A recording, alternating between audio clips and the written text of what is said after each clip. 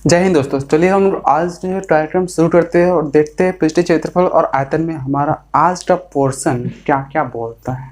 ठीक है, तो चलिए हम शुरू करते हैं सबसे पहले बेसिक से, जिसमें कि हम देखेंगे क्या बेलन। ओके, बेलन से हम स्टार्ट करते हैं और एक एक से पहले बेलन के बेसिस पर जितने भी क्वेश्चन बनाए जा सकते हैं उन सबको हम लोग बना लेंगे। उसके बाद हम लोग संटू पर, उसके बाद अदर्स पर आया जाएगा। ठीक है, सबसे पहले हम लोग शुरू करते हैं क्या, बेलन। ठीक है, इसे इंग्लिश में सिलेंडर बोला जाता है। जैसे आपने रोटी पकाने वाले तो आपने देखा ही होगा कि वो बेलन का इस्तेमाल करता है, इसे बेलना भी बोला जाता है। तो इसी बेलन के बारे में हमें जानना है जो इस तरह का दिखाई देता है, ऐसा। ये हमारा क्या है, बेलन का हमारा ये स्ट्रक्चर इस तरह से वो दिखाई देता है। और ये हो सकता है हमारा बेलन जो है वो खोखला भी हो, अंदर से कुछ भी नहीं हो तो वहाँ पर खोखला हो सकता है। ओके, और हो सकता है पूरा ये भरा हुआ हो, जैसे लकड़ी का गट्ठर होता है तो वो हमारे लिए क्या होता है, एक तरह का बेलन होता है। ठीक है, ये जो हमारे पास मार्कर है ये हमारे लिए क्या है, बेलन है। और बेलन में क्या क्या होता है, एक यहाँ पर ये हमारा कर्व सरफेस है, ऊपर में एक फ्लैट सरफेस होता है, नीचे में भी एक फ्लैट सरफेस, यहाँ पर फ्लैट सरफेस, नीचे भी एक फ्लैट सरफेस और यहाँ पर एक कर्व सरफेस। और आपसे पूछा जाए यहाँ पर कितने यहाँ पर पृष्ठ पाए जाते हैं, कितने सतह यहाँ पर पाया जाता है, तो 3 यहाँ पर सतह पाए जाते हैं। एक फ्लैट सतह, ओके, फ्लैट बिल्कुल, और यहाँ पर एक कर्व सरफेस और नीचे में भी हमारे पास फ्लैट है। ठीक है, और आपसे पूछे यहाँ पर कितने ये किनारे पाए जाते हैं, कितना किनारा होता है इसमें, तो केवल 2, एक ऊपर वाला और एक नीचे वाला।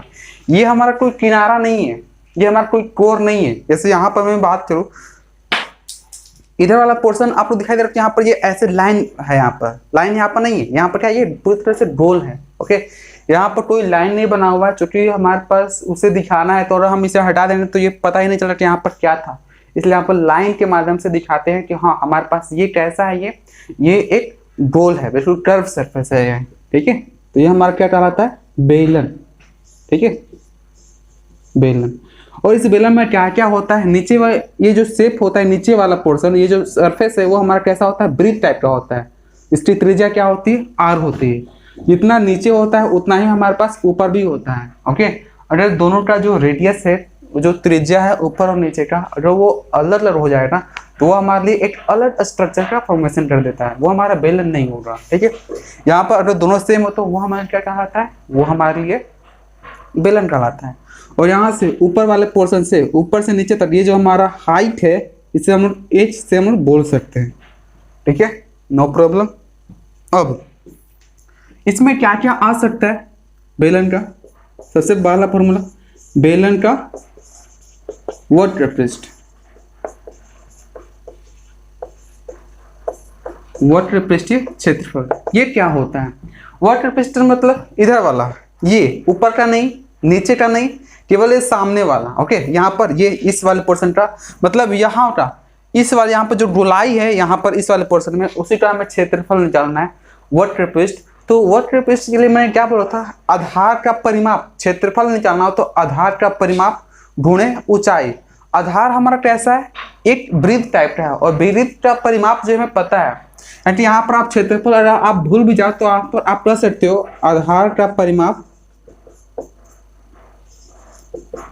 आधार का परिमाप गुणे ऊंचाई।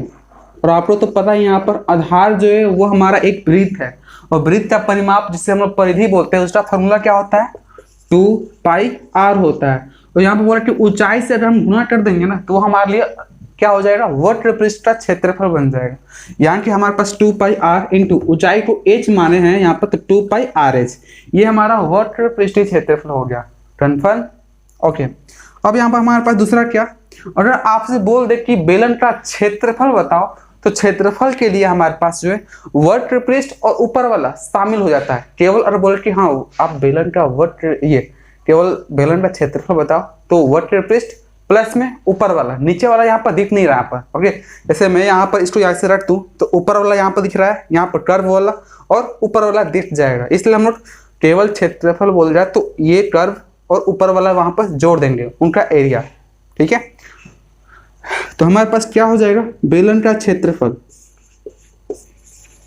बेलन का क्षेत्रफल बराबर, मतलब कर्व वाला हमारे पास कितना होता है, 2πrh, और ऊपर वाला, ऊपर में हमारे पास वृत्त है, और वृत्त का क्षेत्रफल तो मुझे लगता है कि आपको पता होगा कितना होता है, pi r square, pi r square.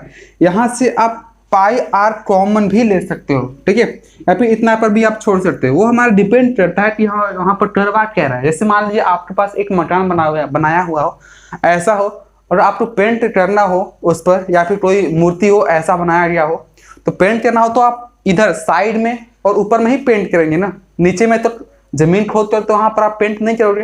तो वैसा ही यहाँ पर है। और केवल क्षेत्रफल बोल रहा है तो हमारे पास 2πr(h) मतलब कर्व वाला और ऊपर वाला, उसको हम जोड़ देंगे। यहाँ पर हम पाई और आर जो कि दोनों में कॉमन था, पाई आर कॉमन लेंगे यहाँ पर, तो हमारे पास कितना हो जाएगा 2h प्लस यहाँ से हमारे पास r, मतलब इतना हमारे पास फॉर्मूला हो जाएगा। और आपको तो पता ही है क्षेत्रफल का जो यूनिट होता है वो हमारा स्क्वायर होता है, इकाई वर्ग, ओके, या फिर वर्ग इकाई। यहाँ पर भी और यहाँ पर भी हमारे पास हो जाएगा। अब हम लोग आते हैं क्या, अगर मान लीजिए हमारे पास कोई वस्तु बना हुआ है और उसको जो पूरी तरह से पेंट करना है चारों ओर से, तो चारों ओर से कहना मतलब ऊपर भी, नीचे भी और साइड में भी, मतलब ऊपर वाले का क्षेत्रफल भी, नीचे वाले का क्षेत्रफल भी, और ये बीच वाला जो पोर्शन है उसका भी। मतलब उस कंडीशन में हमारे पास यहाँ पर क्या बोलेगा क्वेश्चन में, बेलन का संपूर्ण पृष्ठीय क्षेत्रफल, बेलन का कुल भी बोल सकता है, कुल पृष्ठीय क्षेत्रफल, या फिर संपूर्ण भी बोल सकता है, संपूर्ण पृष्ठीय क्षेत्रफल। इसका क्या फॉर्मूला होता है हमारे पास, तो क्या बोले, सब कुछ जोड़ना है हमारे पास। मतलब आप भूल भी जाओ तो ये कर्व सरफेस का, तो आपको मैंने बताया था क्या, आधार का परिमाप गुणा ऊंचाई, इसका कितना हो जाता है हमारे पास 2πr(h), 2πr(h) प्लस जोड़ना है। हमें ये पता है कि ऊपर भी हमारे पास त्रिज्या r है, नीचे भी r है, तो r अगर हमारे पास सेम हो, दो वृत्त हो, तो क्या कर सकते हैं, एक का निकाल कर 2 से गुणा, यानी कि हमारे पास 2 गुणे r है, तो r त्रिज्या वाले वृत्त का क्षेत्रफल क्या होता है, pi r square, 2 into pi r square, इतना कर सकते हैं हमारे पास। अब इन दोनों पार्ट में हम लोग कुछ कॉमन भी देख पा रहे हैं। क्या हमारे पास कॉमन है, यहाँ से 2 भी दोनों में कॉमन है, पाई भी कॉमन है और r भी कॉमन है। यहाँ से हमारे पास क्या बच जाएगा h, और यहाँ से एक r बच जाएगा, मतलब 2πr into h plus r, okay. ऐसा भी आप अप्लाई कर सकते हो, या फिर आप r को इधर भी कर सकते हो, यानी कि 2πr into r plus h, ऐसा भी कर सकते हो, ठीक है, नो प्रॉब्लम, ऐसा हमारे पास हो सकता है, ठीक है। अब हमारे पास लास्ट जो कॉन्सेप्ट है इसमें, ये फॉर्मूला का इस बेलन में, वो है हमारा बेलन का आयतन। इसका फॉर्मूला होता क्या है, अगर आपको किसी भी बॉडी का आयतन चाहिए तो आपको करना क्या होगा, उसका किसी भी बॉडी का, तो आधार का अगर वो एक समान हो तब, क्या बोले वहां पर, अगर एक समान हो तब, नीचे में हमारे पास कोई भी हो, तो नीचे वाले का क्षेत्रफल मतलब आधार का क्षेत्रफल में उसके ऊंचाई से गुणा करने पर हमारे पास आयतन आता है। मतलब यहाँ पर हम बात करें बेलन के आयतन का, तो आधार का क्षेत्रफल गुणे ऊंचाई, ओके, इतना। तो देखिए मान लीजिए मैं भी भूल गया, तो आधार का क्षेत्रफल हमें यहाँ पर फाइंड करना है।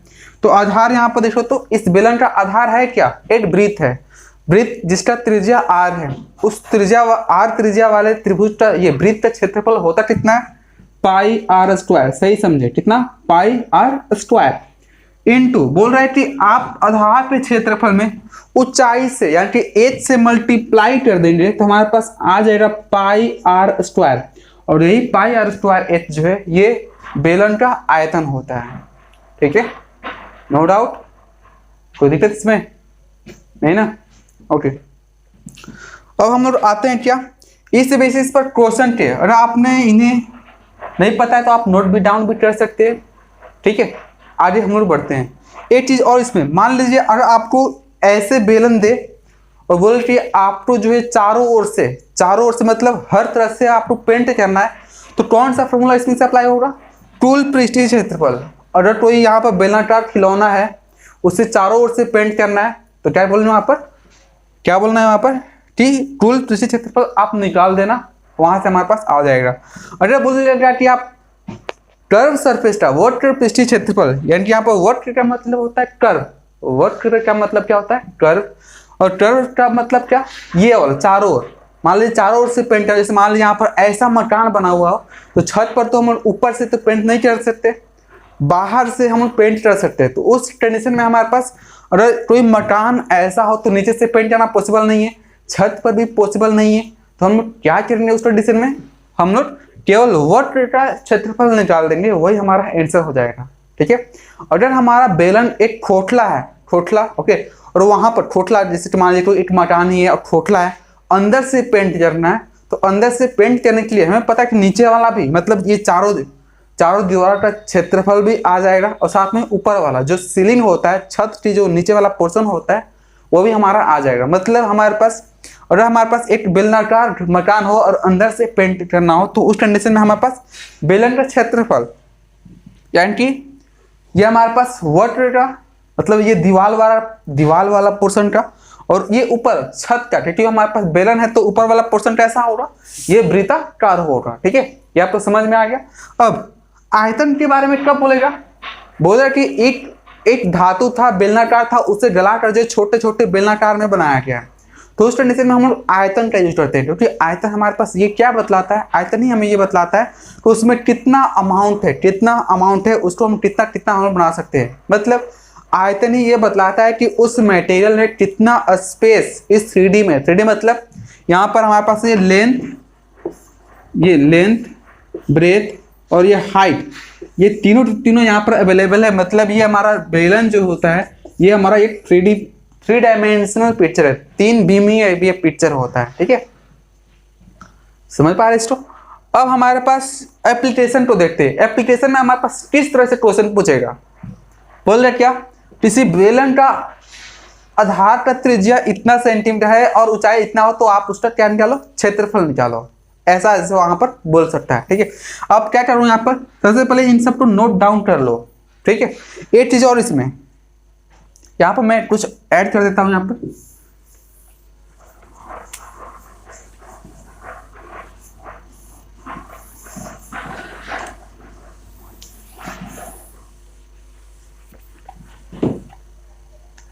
यहाँ पर कुछ फॉर्मूला और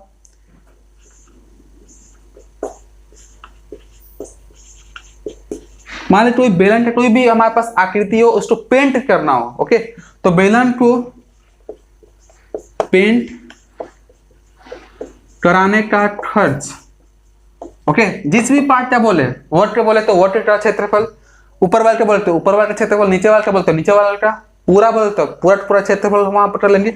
मतलब बेलन को पेंट करने का खर्च अगर पूछेगा तो वहां पर क्या करना है, क्षेत्रफल, मतलब उसका क्षेत्रफल जितना वहां पर बोले उतना वहां पर बोलेगा, चारों दीवार का क्षेत्रफल, ऊपर वाला क्षेत्रफल, ऊपर और चारों दीवारों का सब, या फिर नीचे वाला भी बोला क्या, एक सर्किल आ गया, बोला कि यहाँ पर फर्स्ट भी पेंट होना चाहिए, वो टाइल्स नहीं लगा रहा, बोल रहा है यहाँ पर क्या पेंट होना चाहिए, तो ऊपर नीचे चारों तरफ हम वहां पर अप्लाई कर देंगे।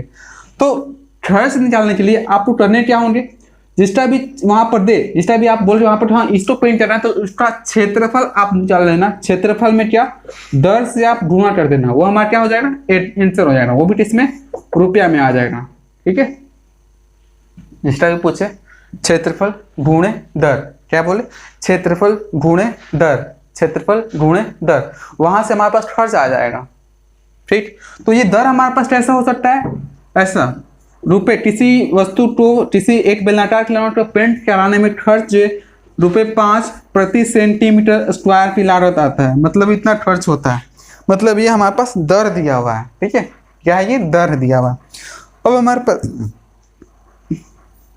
एक और कंडीशन हमारे पास क्या, वो ऐसा बोल सकता है कि किसी बेलन को, एक बड़े बेलन को पिघलाकर छोटे छोटे बेलन के रूप में वहां पर बदला जा रहा है, तो बेलन छोटे छोटे का जो है आप क्या करो वहां पर संख्या निकालो, मतलब बेलनों की संख्या वहां पर, तो बेलनों की संख्या अगर आपको निकालना हो, बेलनों की संख्या बराबर आयतन बटा आयतन, यानी कि बड़े बेलन का आयतन बटे में छोटे जो बनाना है। जैसे मान लीजिए एक बड़ा कंटेनर था, सॉलिड था, उसे गलाकर जो छोटा सा वहां पर ये बेलन बनाना है। ओके, गोली, मान लीजिए गोली ही बनाना है, उस कंडीशन में हमारे पास जो कंटेनर होना चाहिए वो छोटा हो जाएगा वहाँ पर ना। तो कितने बनाए जा सकते हैं हम लोग अभी के अभी हम लोग ये फाइंड कर सकते हैं। कैसे?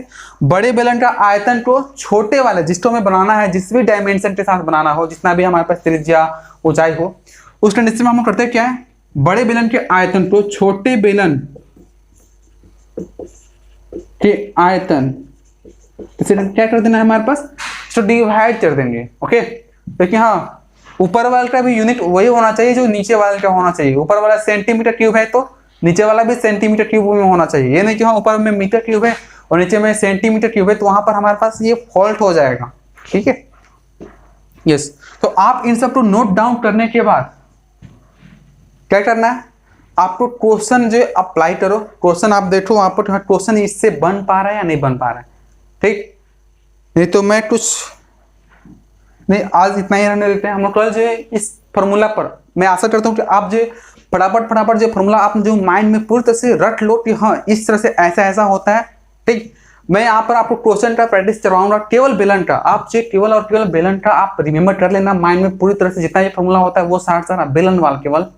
उसके बाद हम लोग अगले क्लास में जो है बेलन के बेसिस पर जितने भी क्वेश्चन अब तक, ये बुक वाला सबसे पहले एनसीईआरटी बुक, उसके बाद जितना भी क्वेश्चन बेलन के बेसिस पर पूछ चुका है वो सारा हम लोग इसमें कवर करेंगे। ठीक है, ओके। अगर उस क्वेश्चन में पर्टिकुलर कोई और आ जाता है तो उसको हम लोग छोड़ देंगे, उसको हम लोग मिश्रित फॉर्म में बाद में देख लेंगे उसको। ठीक, तो बेलन के बेसिस पर हम लोग अगले क्लास में क्वेश्चन करेंगे। तो देखिए इसमें आपका काम क्या है, आपको इन सभी फॉर्मूले को याद कर लेना है कंठस्थ। ठीक, जैसे पूछा जाए वर्ग पृष्ठ क्षेत्रफल 2πr, कुल 2πr into r plus H, आयतन कितना पाई आर स्क्वायर एच। तो इस तरह से आपके माइंड में पूरी तरह से होना चाहिए। तो मैं आशा करता हूँ कि आपको ये चीज समझ में आ गया होगा कि आपको करना क्या है। आप फॉर्मूला पहले याद कर लो, ओके, कंठस्थ। उसके बाद और आपको ये थीम ही बता दिया गया कि हाँ कैसे ये याद होता है, आप कैसे, अगर आप भूल भी गए तो कैसे फाइंड कर सकते हो वो भी आपको बता दिया गया है। अगर आपने नहीं देखा तो फिर से आप एक बार रिवीजन कर लीजिएगा। Okay, no problem. तो मिलते हैं अगले क्लास में ये प्रैक्टिस क्वेश्चन के साथ। तो आज हमारे साथ बने रहने के लिए आपका बहुत बहुत धन्यवाद। मिलते हैं अगले क्लास में। जय हिंद, जय भारत।